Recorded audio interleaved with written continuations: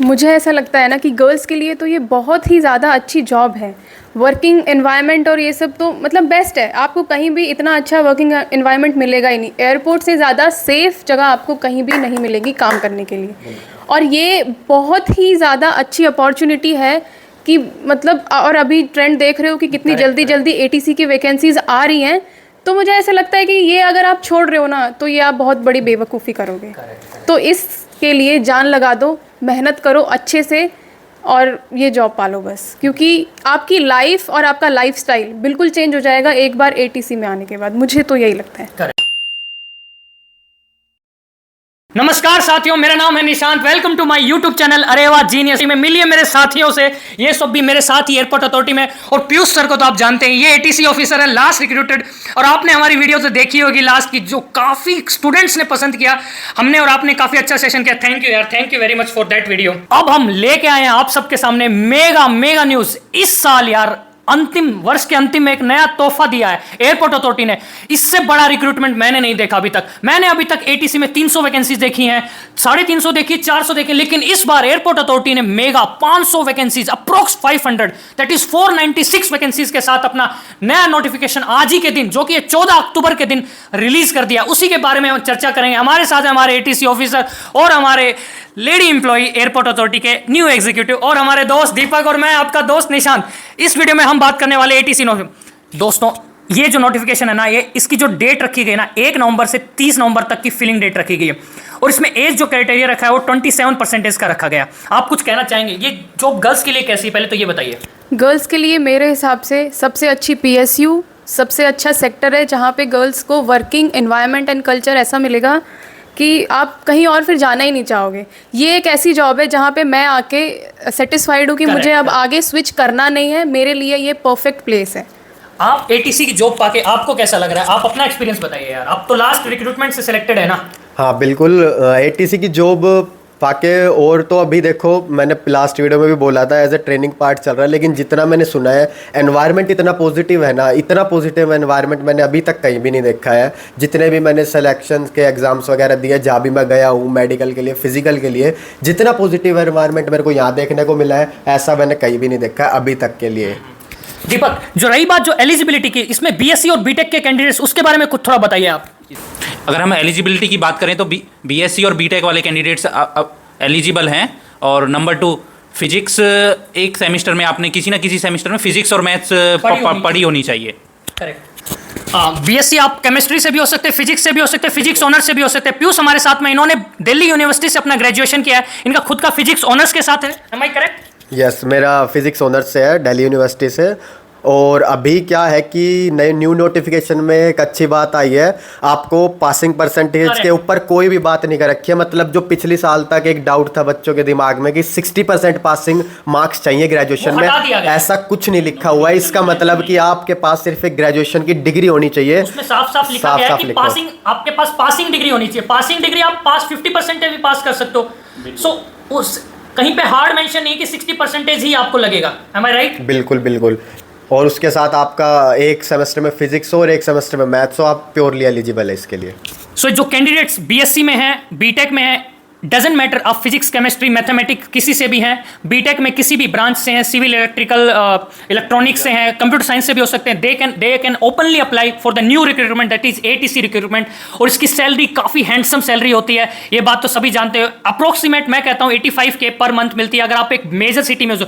लेकिन इस जॉब का पता सबसे बड़ा पक्ष क्या है, जितने भी आपके एयरपोर्ट्स हैं वो एक मेजर सिटीज़ में हैं, एकदम बिग सिटीज़ में है। किसी भी रूरल साइट में तो इसके एयरपोर्ट है ही नहीं है। और रही बात इसमें कुछ सर्टिफिकेट्स के बाद, इसमें जो एज जो क्राइटेरिया रखा है वो 27 ईयर रखा, लेकिन इसमें हालांकि कुछ एज रिलैक्सेशन भी दिया गया है, 3 साल और 5 साल। 3 साल ओबीसी के लिए, 5 साल SC ST कैटेगरी के। लेकिन जो आपका ओबीसी सर्टिफिकेट है और SC ST सर्टिफिकेट, उसके लिए कुछ शर्तें दी गई हैं, वो एक फाइनेंशियल ईयर में होना चाहिए। पीयूष बताएंगे आपको।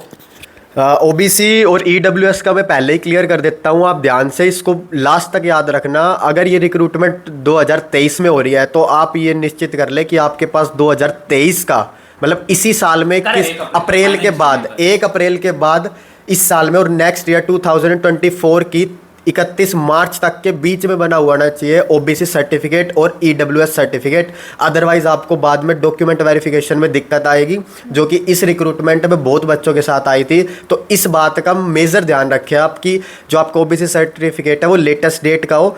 तैयारी बाद में भी हो जाएगी, लेकिन पहले ये काम आप ज़रूर करा लें, अदरवाइज लास्ट में सब कुछ खराब होने का चांस रहेगा। और अनुप्रिया आपको बताएंगी ये जो नोटिफिकेशन है, ये जो एग्जाम जो है, आपको क्या लगता है कितने समय में हो जाएगा? क्योंकि इसकी जो डेट दी गई वो 1 से 30 नवंबर तक दी गई है। तो आपके हिसाब से क्या लगता है स्टूडेंट्स को किस डेट को टारगेट करके प्रिपेयर करना चाहिए, एक बार आप बताइए। जो पिछले एग्ज़ाम्स का ट्रेंड है उसके देखते हुए तो लग रहा है कि एग्ज़ाम बहुत जल्दी आ जाएगा। मतलब एग्ज़ाम की लास्ट डेट अगर आपकी नवंबर लास्ट है तो फिर एग्ज़ाम 20 दिसंबर से और 20 जनवरी, ये आपका टाइम स्पैन है। इसके बीच में मतलब बहुत ज़्यादा चांसेस हैं कि इसी टाइम में एग्ज़ाम होगा, क्योंकि पिछले जो एग्ज़ाम्स हुए हैं एटीसी के उसमें यही देखने को मिला है। हाँ। और ये जो एग्जाम जो है ना, ये प्योरली मेरिट बेस है। आपको जो 1 एग्जाम है ना, उसी पे आपको फुल मार्क्स लेके आने। लेकिन हालांकि एक इसमें छोटा सा पार्ट और है वॉइस टेस्ट के बारे में। एक इसमें वॉइस टेस्ट होता है। वॉइस टेस्ट सिर्फ और सिर्फ आपकी फ्लुएंसी चेक करने के लिए रहता है। स्टैमरिंग ना कर रहा हो कोई, मतलब कोई कैंडिडेट स्टैमर तो नहीं कर रहा है, बस उसको चेक करने के लिए होता है मेनली। बाकी आपका जो मेरिट लिस्ट बनती है वो प्योरली रिटर्न के मार्क्स पे ही बनती है। वॉइस टेस्ट के बारे में भी हार्डली कोई कैंडिडेट रिजेक्ट होता है। एक बार पीयूष सर थोड़ा सा ब्रीफली बताएंगे हमारे वॉइस टेस्ट के बारे में। देखो, वॉइस टेस्ट में कुछ भी नहीं है। अगर आपको नॉर्मली बोलना आता है, मैं बोलने की बात कर रहा हूँ, मैं इंग्लिश की भी बात नहीं कर रहा हूँ, आपको बोलना आता है और आप किसी भी पैराग्राफ को देख के रीड कर सकते हैं विदाउट एनी, मतलब कोई भी आप बीच में स्टैमरिंग नहीं कर रहे, हेजिटेशन ना हो, स्टैमरिंग नहीं कर रहे हैं बोल, तो आपको कोई दिक्कत नहीं आएगी वॉइस टेस्ट में। और आपको कोई भी मतलब इंग्लिश में ये नहीं है कि आपको एक एक्सपर्ट होना है, बिल्कुल भी। आपको सिर्फ पढ़ना आना चाहिए नॉर्मल इंग्लिश को देख के कि आप क्या बोल रहे हो। कैंडिडेट्स को कह दो आपको अब नोटिफिकेशन आ गया, आपको डे 1 से प्रिपेयर करना चाहिए, राइट? बिल्कुल बिल्कुल। आप थोड़ा बहुत अपना, अगर आपको लगता है कि दिक्कत है भी तो भी आप रीडिंग कर सकते हैं। बाकी बिल्कुल 0.1% चांस होता है कि कोई बच्चा बाहर हो जिसको मेजर ही कोई दिक्कत हो, वरना अगर आपको नॉर्मली बोलना आता है तो वॉइस टेस्ट की कोई प्रॉब्लम नहीं है। और रही बात एग्जाम पैटर्न की, हमने पिछली दफा पाया प्रीवियस ईयर्स जो हैं, ये पिछले 2-3 सालों में 3 से 4 बार ये रिक्रूटमेंट एग्जाम हो चुका है। और उसके प्रीवियस ईयर एनालिसिस में हमने पाया इसमें जो 120 क्वेश्चंस रहते हैं 60-60 पर बेस रहता है, 60-60 में डिवाइडेड होते हैं, जिसमें मैथमेटिक्स, रीजनिंग, जीके और इंग्लिश एक सेक्शन रहता है, एक फिजिक्स एंड मैथमेटिक्स भी एक सेक्शन रहता है जिसमें 11th और 12th का रहता है। और रही बात इसके एग्जाम की कट ऑफ की, एक बार एग्जाम कट ऑफ पे हम एक बार डिस्कस कर लेते हैं कि इस एग्जाम की प्रिपरेशन के लिए कट ऑफ क्या रहना चाहिए। जो पिछली हमने जो ट्रेंड नोटिस किए हैं, आपका जो टारगेट जो स्कोर है आपका जो एग्जाम है उससे ऊपर ही रहना चाहिए। बट आप कट ऑफ के बारे में बताइए। जो एटीसी के एग्ज़ाम की कट ऑफ होती है वो 120 मार्क्स में से जनरल कैटेगरी के लिए 95 के अबाउट रहती है, 95, 96, एंड ओबीसी के लिए 91, एससी एंड एसटी के लिए 85 मार्क्स के आसपास होती है। मेरा तो ये कहना है, जितने भी व्यूअर्स इस वक्त हमारे चैनल को देख रहे हैं, फॉर द जेन्युइनिटी इस चैनल को सब्सक्राइब कीजिए, क्योंकि हम आपको सिर्फ और सिर्फ ऑथेंटिक न्यूज़ देंगे, बिल्कुल भी कहीं पे गुमराह नहीं करेंगे। और ये आप सभी न्यू व्यूवर्स के लिए एक सुनहरा मौका, एक अपॉर्चुनिटी है कि एग्ज़ाम 3 से 4 महीने के अंदर कंप्लीट हो जाएगा, इंक्लूडिंग योर ज्वाइनिंग। सो आपको ये मौका गंवाना नहीं चाहिए। आई एम अगेन रिपीटिंग, जो बीएससी बीटेक हैं वो इसको अप्लाई कर सकते हैं। They should have studied mathematics and physics in one of their semester को curriculum, and they can apply for this handsome paying जो सैलरी जो कि है 85 के, और इसमें बहुत ही अच्छा इन्वायरमेंट है। फाइनली आप, so thank you viewers, thank you very much for watching this. आपको कोई मैसेज डिलीवर करना इन दी फाइनली प्रिपरेशन से रिगार्डिंग? देखो, प्रिपरेशन के लिए ज़्यादा कोई हैक्टिक शेड्यूल एंड ऑल नहीं है। आपको बेसिक सी बात, अगर आपने ग्रेजुएशन अच्छे से करी है, आप 12th में भी अगर अच्छे से पढ़े हैं ना, ग्रेजुएशन में मस्ती काटी है। मैं अपनी बता देता हूँ, मैंने ग्रेजुएशन में कुछ नहीं पढ़ा था। मैंने सिर्फ मेरी 12th और 11th के जो फिजिक्स और मैथ का सिलेबस था उस पर मेरी कमांड थी।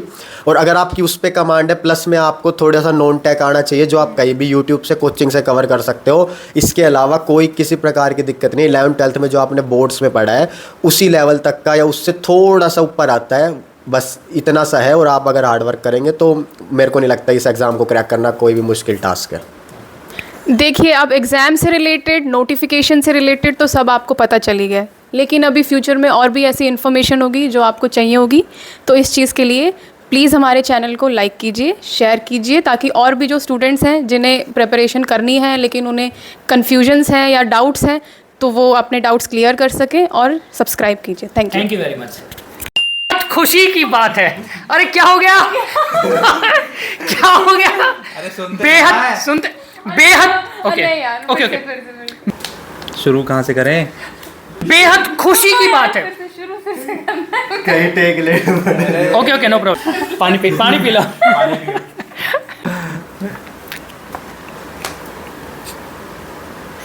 Like share and subscribe. तो यही बोलना है, ये स्क्रिप्ट है। अब ये भूल गई। अभी क्या बोलना है? प्लीज सब्सक्राइब कर सकते हैं मोर इन्फॉर्मेशन के लिए।